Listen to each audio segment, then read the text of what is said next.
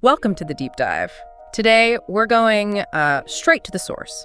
We've got insights from Mufareh, the CEO of ONPASSIVE, talking about, well, where the company's heading. Right, and this is all based on a recording of him speaking, so it's his direct perspective. No guesswork here. Exactly. And if you're following ONPASSIVE, you're probably keen to understand the next steps, right? What's coming down the pipeline in terms of innovation. Yeah, there's always a lot of chatter. So our aim today is really just to, dig into Mufareh's actual words, cut through the noise and get to the core of his vision. He hints at a pretty significant next chapter. Absolutely. And what's really interesting, I think, listening to this recording is hearing him talk about how his own thinking has sort of evolved. How so? Well, he starts off by referencing these past ambitions they had, for technology that was better and disruptive. Yeah. That was the initial plan, clearly. Okay, yeah, I remember hearing those terms. He mentioned those specifically. He did. But then, here's the twist, he says, pretty clearly, actually, that those initial aims, well, they weren't fully achieved. Not exactly as they first pictured them. Oh, interesting. So a bit of a course correction acknowledgement. Kind of, but here's the kicker, and maybe something for listeners to really note. He frames this outcome as actually being beneficial in the long run. Beneficial. How does not hitting your targets become a good thing? Well, that's the fascinating part. He introduces these new phrases.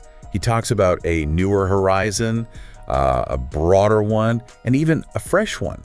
Newer, broader, fresh. It's almost like by not quite hitting those specific early targets, it kind of, freed them up, allowed ONPASSIVE to break out of maybe some initial constraints they'd set. So those earlier public statements might have created a bit of a box.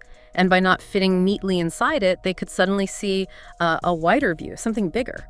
That's exactly the sense I get. He even sort of touches on that, how those previous statements created this sense of obligation, you know, and maybe that unintentionally held back even bigger, more significant advancements. It really speaks to how innovation works sometimes, doesn't it? It's not always that straight line. Yeah, those unexpected turns can lead somewhere better. Okay, so that sets the scene. They learned from the past, shifted perspective. What about this next chapter then? The future tech. Right, so looking forward, Mufareh is pretty definitive. He gives this assurance that the future involves merely the latest technology. Merely the latest. That sounds confident, especially for 2025 and beyond, where things change so fast. It is a bold statement. Yeah. And he adds a bit more detail. He talks about incorporating more creative added technologies. Yeah, creative added technologies. What does that mean in practice? Well, he specifies what they're aiming for with these additions, things like greater scalability, handling huge growth, enhanced stability, so it's reliable, the possibility of unlimited usage. Unlimited. Wow. And this seems key, lower prices. Ah, okay. Lower prices. That's definitely going to catch people's attention. You don't always hear latest tech and lower prices in the same sentence. Exactly. And Mufareh himself uses the word disruptive to describe this approach. He seems well aware of the potential impact on, existing business models out there. So it sounds less like just improving things and more like trying to change the game fundamentally, especially on costs. That's the feeling, yeah.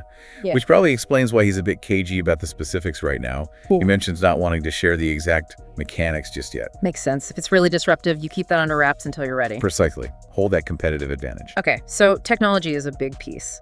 But he also talked about the people, right? The team at ONPASSIVE. Yes, definitely. Yeah. He touches on the company's internal evolution, too. He really highlights a significant improvement in getting, as he puts it, the right trustworthy people on board. Trustworthy and talented? And trusted people who also bring, more talent. It feels like he sees this as absolutely foundational for achieving those big tech goals. Well, yeah, you need the right team to build complex stuff. You can have the best ideas, but execution depends on the people. Totally. It's the engine, isn't it? Not just having the tech, but having the skilled, reliable minds to actually use it, build on it, make it work. And did he say anything about how the company itself operates? The structure? He did. He framed it as a shift in their, let's say, corporate culture. He used this phrase, a modern corporate that is humanized. Humanized, as opposed to? As opposed to a classic corporate structure. What do you think that implies? More agile, maybe? less rigid. That's often what it points to. Maybe more collaboration, empowering the workforce more. That kind of environment, can really fuel creativity. Right, less bureaucracy, maybe more freedom to innovate. Could be. And he directly links having this stronger, more trusted talent pool with their ability to actually keep up with how fast tech is moving, and importantly, to add their own creative spin on top. So the people and the structure are evolving to support the tech ambitions. Got it. Now, there was also something about his own feeling changing. Ah, yes. This was quite interesting. He brought up a phrase he apparently used in the past, something like, "Your head is going to spin." Okay, implying big, maybe overwhelming changes coming. Yeah, but he feels maybe that wasn't fully realized back then. But now, his current feeling, he says, is, "My head is spinning about the creativity." Oh, that is a different emphasis. From the tech spinning your head to the creativity spinning his head. Exactly. It signals perhaps a shift from just the raw power of the tech to this real excitement about the ingenuity, the clever solutions being developed inside the company. Like a deeper confidence in their own innovative capability, not just the tools. That's how it comes across. A sort of maturation, maybe, where human creativity is really seen as the driving force now. That makes sense. And then he used an analogy, I think, something about lumberjacks, to explain the recent, maybe quieter period. Yes. The two lumberjack story. It's a classic analogy, really effective here. Remind us how it goes. Well, you have two lumberjacks chopping wood. One just keeps chopping and chopping, getting more tired. The other stops periodically, and when asked why, says, "I'm sharpening my axe." Ah, right. So the one sharpening the axe, even though they stop chopping for a bit, ends up being more productive overall. Precisely. And Mufareh uses this to frame ONPASSIVE's recent period. Maybe less visible public activity, fewer big announcements perhaps? So that wasn't inactivity. Not according to him. It was them sharpening the axe, a strategic time for intensive internal work, refining the tech, honing the strategies, building that stronger foundation we talked about. Okay, so working smarter, not just harder. Getting, as he puts it, much more prepared for a better result down the line. Exactly. And he connects this sharpening phase directly to the company's growth and evolution, better leadership, improved logistics, stronger financials. All the behind-the-scenes stuff that makes a company truly robust.